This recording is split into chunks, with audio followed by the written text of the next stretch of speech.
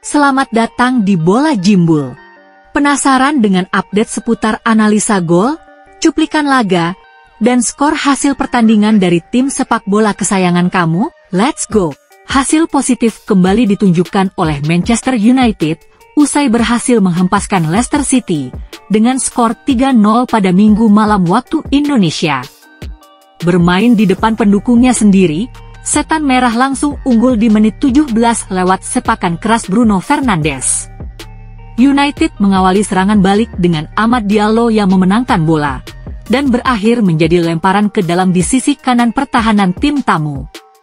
Bruno yang mendapat bola throw-in, langsung melakukan kombinasi 1-2 dengan Diallo. Ia kemudian berhasil mendapatkan ruang tembak dari half space kiri untuk melepaskan syuting ke gawang Hermansen.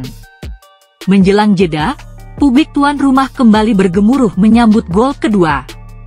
Kali ini Mazraoui berhasil melepaskan crossing kepada Bruno Fernandes, yang memanfaatkan celah di antara Vestergaard dan Christiansen. Bruno pun menyundul bola yang terdefleksi badan dari Christiansen. 2-0 United menutup paruh pertama.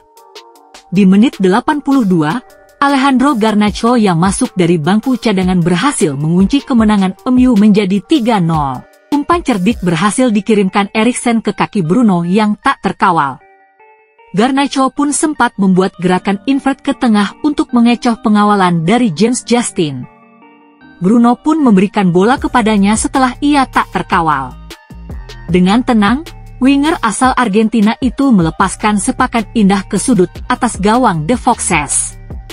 United pun menang 3-0 namun masih tertahan di posisi 13 dengan 15 poin.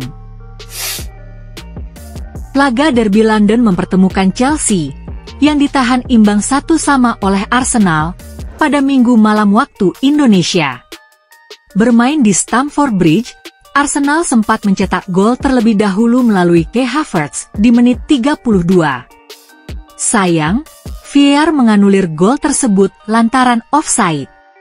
Usai menutup paruh pertama dengan skor 0-0, di babak kedua Arsenal mampu membuka keunggulan di menit 60 lewat Gabriel Martinelli.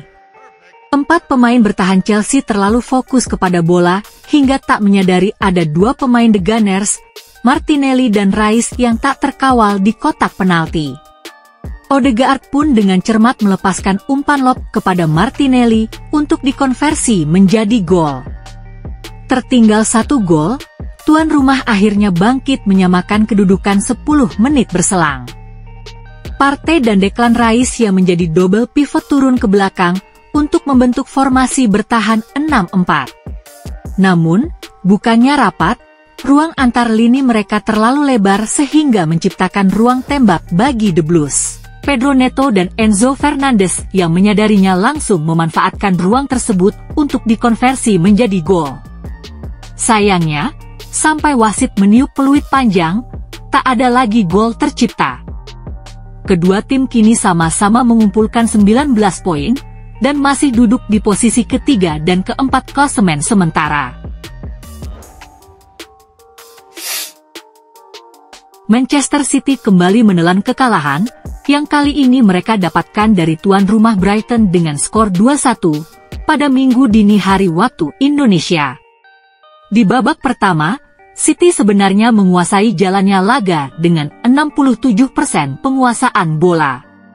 Dan mereka mencetak gol di laga ini juga di babak pertama menit 23. Trupas Mateo Kovacic mengarah ke Haaland yang berdiri di antara kedua bek Brighton. Dengan kekuatannya, striker asal Norwegia itu sukses menjebol gawang Bert Verbruggen. 0-1 City unggul di babak pertama. Di paruh kedua, blok pertahanan City yang tinggi dan rapat akhirnya berhasil ditembus Brighton. The Seagulls memainkan formasi 2-3-5 dengan 2 wing mereka melebar maksimal ke masing-masing sisi. Umpan long pass ke arah salah satu winger, ataupun long pass ke area belakang garis pertahanan City, akan sukses memecah compact defense dari pasukan Guardiola. Contohnya adalah peluang pertama dari Joao Pedro, namun sayang sontekannya masih melebar. Percobaan kedua adalah di menit 78, kali ini Kaoru Mitoma yang menjadi target long pass berhasil mengirimkan umpan silang ke kotak penalti dan berbuah kemelut. Joao Pedro yang mendapat bola liar pun dengan sigap menyambar bola ke gawang Ederson. 5 menit kemudian, serangan Brighton dengan formasi 2-3-5 berhasil menembus City dari sisi tengah. Kombinasi umpan segitiga antara Joao Pedro, Danny Welbeck, dan diakhiri oleh Matt O'Reilly, berhasil menjadi gol yang membawa tuan rumah berbalik unggul 2-1.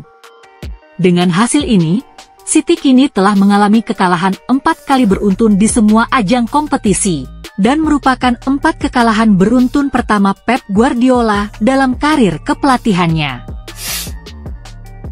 Liverpool tetap kokoh di puncak klasemen usai mengalahkan Aston Villa dengan skor 2-0 pada lanjutan Liga Inggris Minggu dini hari waktu Indonesia. Di musim baru ini, Arne Slot dan Liverpool bermain cukup efektif dan klinis di depan gawang.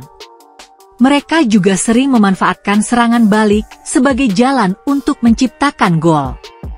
Total sudah 5 gol mereka ciptakan dari serangan balik di Premier League musim ini, terbanyak kedua setelah Tottenham. Di laga menjamu Aston Villa, The Reds berhasil mencetak 2 gol dengan skema counter attack. Gol pertama melalui Darwin Núñez di menit 20 tercipta usai Van Dijk melepaskan long ball kepada Salah.